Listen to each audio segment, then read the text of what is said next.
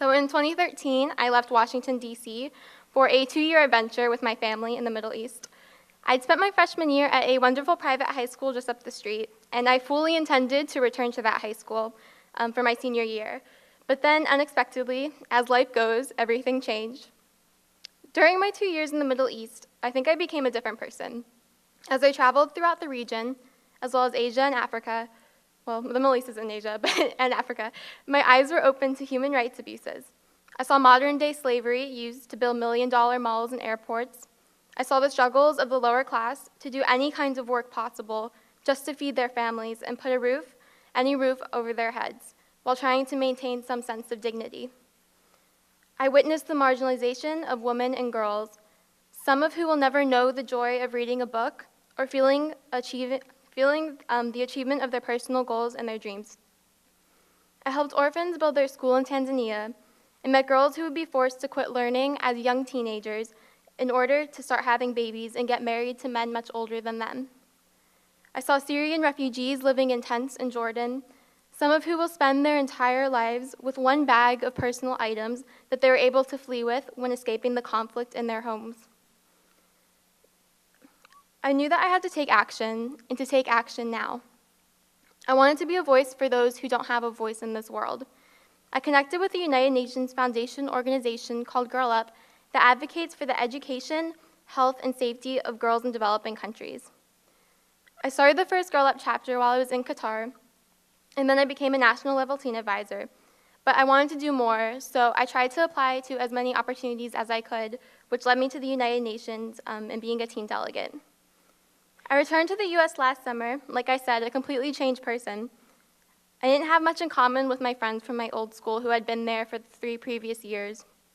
And I was trying to connect with them, but I just couldn't translate my experiences in a way where they could understand. And I was really trying to put into context those experiences as a privileged American and see what I could do to help others. So I visited my old school and realized that the world was now my classroom.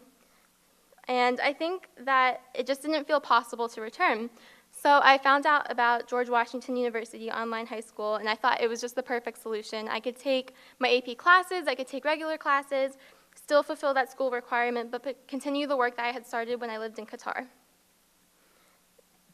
This fall semester, I felt like I was on top of the world. I was juggling school, travel, and work, and I really attribute all of that to being able to have this flexible online platform.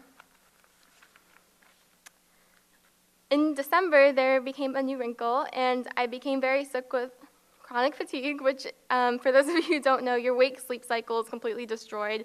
You're always tired. It's really hard to get up after you sleep, but it's also really difficult to go to bed, so there's kind of this weird limbo that you're in. And my energy was completely sapped. I couldn't focus on my schoolwork anymore. It was becoming difficult to even roll over and get on my computer and do some of my online classes. And I think even though I didn't feel like I had enough energy to do anything, knowing that my teachers were always there for me, having that online classroom that I could access at any time was really my saving grace. And whether in large chunks or at one sentence at a time, at midnight or at noon, I could do my work. I started to feel better this spring, and I got back into a great routine. And then we found out we were moving in May, and that was my 11th move, so kind of used to it, but in senior year, it's kind of difficult to move at the end. But with GW Online High School, I didn't miss a beat as we packed up and we headed a few states away. And again, it was my saving grace. It really helped me. When I started online school, I was a little bit worried about being a transfer student senior year, especially with college acceptances, college applications makes it a little bit more difficult. However, I was able to get into my top 2 colleges of choice with scholarships, and I now believe, in retrospect, that attending this school really allowed myself to grow as a person, and it allowed me to take on these large leadership roles that I wouldn't have been able to if I was in traditional school. In short, I think this program was the perfect choice for my senior year, which was filled with unexpected and significant challenges. As a student of the world, I've decided to attend a college that offers an extreme study abroad program and use the skills that I've learned this year, being self-directed, organized, and responsible for my own work. Thank you so much to our wonderfully patient teachers and the great staff that help us get to this very special day of high school graduation. I know that we wouldn't be here without you, so I'm sure we're all very thankful for the support that you've given us. And to my fellow graduates, congratulations and the best of luck. I encourage you each to find something that you're really passionate about, go out in the world, and become a person of action.